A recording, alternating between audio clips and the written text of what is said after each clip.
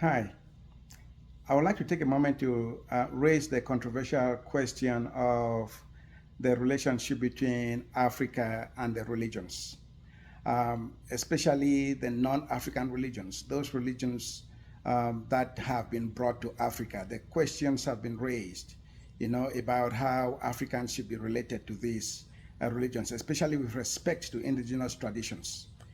Questions are raised, especially with Christianity and Islam, considering that these religions were sometimes brought to Africa through acts of conquest.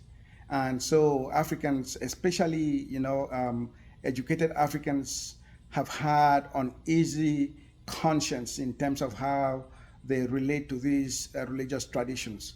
Should Africans remain Christians? Should they become Christians, or should they remain Muslims? Should they become Muslims? These are questions that every generation of Africans since the post-colonial moment, have raised, and today they continue to raise all over the place.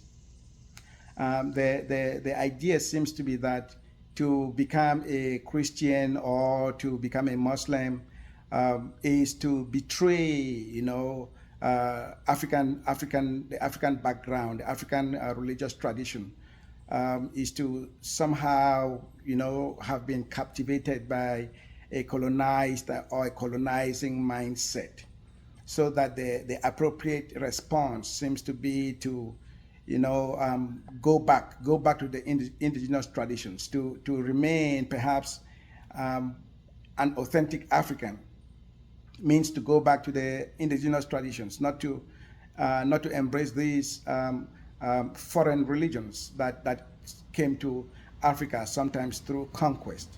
So how should Africans, relate to these religions? How should they address these questions? These are some of the important things that I will be trying to address in the next video.